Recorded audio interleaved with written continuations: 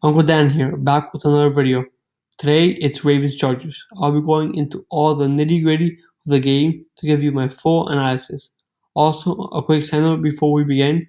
It's kind of embarrassing, but me, being the idiot that I am, left the cursor in the recording window when I was recording the footage for today's gameplay. So yeah, sorry for that in advance. Now onto the video.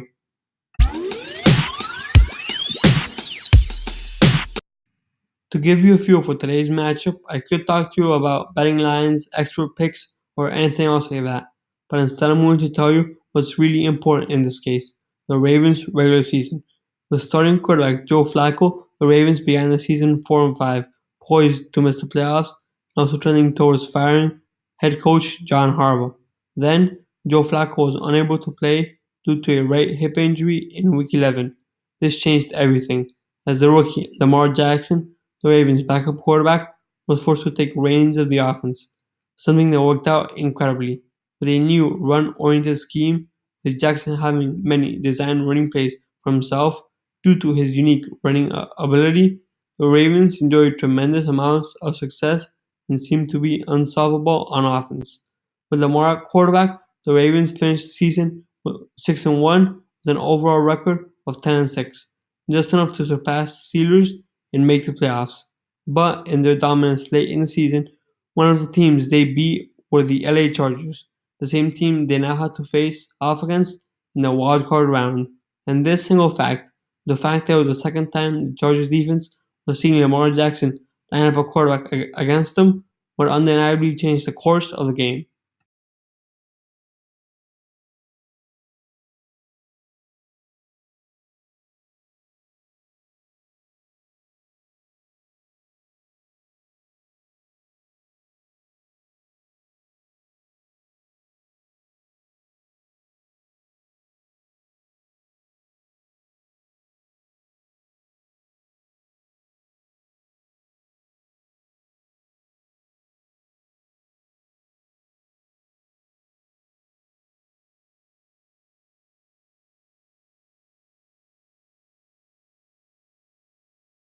Similar showing in the second quarter as in the first quarter from the Ravens offense, the Chargers extended their lead with another pair of field goals, whether due to lack of execution on the Ravens' part, some of Melvin Ingram's terrific plays to tackle Ravens players in the backfield, or both. The Ravens offense seemed clueless against a new scheme drawn up by Chargers defensive coordinator Gus Bradley to stop their dynamic offense. In the second half, the Ravens made two decisive plays on special teams to try and turn the game in their favor. One was a blocked field goal in the first drive of the half, while the other was tipping a punt so it only traveled a mere 11 yards. They also forced a crucial fumble on defense that they recovered deep in Chargers territory, though by the end of the quarter, they only had 3 points to show for all of these amazing plays. With the Chargers at the goal line on a fourth down situation at the start of the fourth quarter, Anthony Lynn, head coach of the LA squad, decided to keep his offense on the field to try to punch it in for 6 points. In the end, Melvin Gordon was able to run into the end zone, extending the Chargers' lead to 20-3 after a successful two-point conversion. Then, after the Ravens went for negative yardage in their subsequent drive, the Chargers drove down the field once again, this time scoring 3 more points.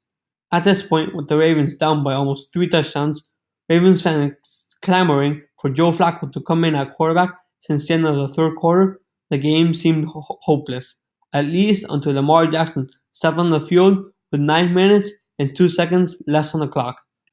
From this point forward, the Ravens offense would score 2 straight touchdowns.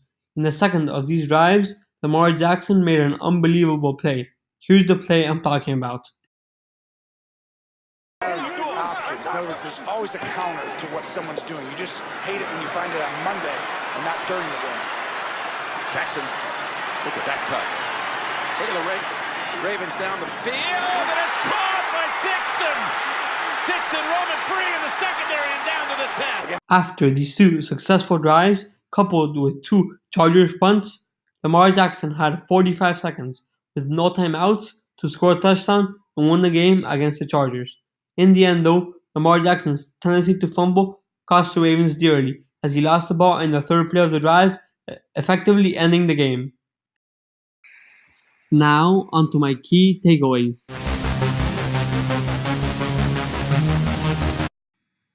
1. The Chargers' defensive scheme of always having 7 defensive backs on the field allowed them to play with the correct combination of speed and strength to limit big runs by the Ravens. Here, the credit goes to not only the Chargers coaching staff for drawing up this new scheme, but also the Chargers players for adapting to it so quickly. 2. The defensive line of the Chargers was able to consistently get into the backfield to either put pressure on Lamar Jackson or stuff runners for loss. The player who had the most success in this department was Melvin Ingram, as he read the Ravens' option plays perfectly, even leaving his assignment to stop some of these plays. He finished the game with a total of 7 tackles, of which 2 were for loss, as well as having 2 sacks to his name. Here's a clip of one of the plays I'm referring to.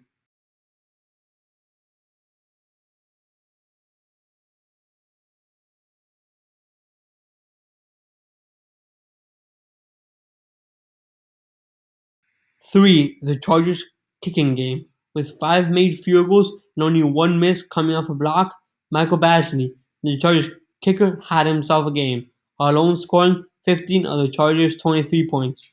With the team famous for key missed field goals and overall inconsistent play at the kicker position, since picking up Badgley, the Chargers have now gone from worst to first in terms of kicker quality. 4. And something that ties back into some of my other key takeaways is how this is the second time the Chargers have faced this new Ravens offense.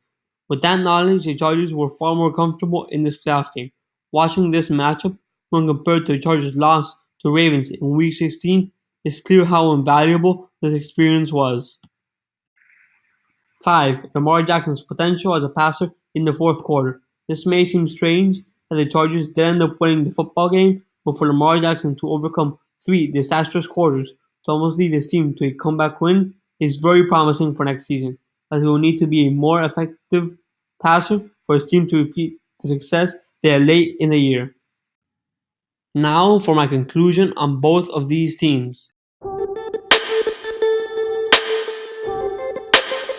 Today, it was proven the Ravens' offense, with Lamar Jackson at quarterback, can indeed be stopped. And with the Chargers and to some degree the Browns last week showing how it's done, this team can't just repeat what they did this season next season and expect the same results. So, the man who has to step up, especially as a passer, is quarterback Lamar Jackson, because if he can mix his running and passing ability the way he did in the fourth quarter of Sunday's game, such as in the play I showed earlier, then teams better watch out for the Ravens next season.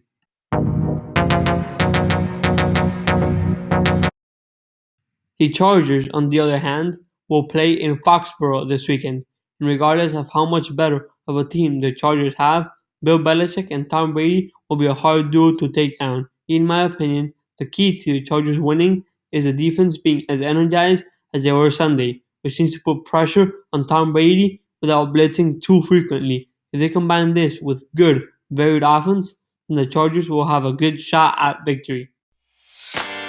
Thanks for watching the video. If you enjoyed it, then go and watch my other Wildcard Weekend reviews if you haven't already.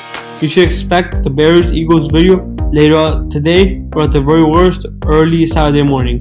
Please like the video, comment down below, and subscribe to my channel. Uncle Dan signing out. Until next time.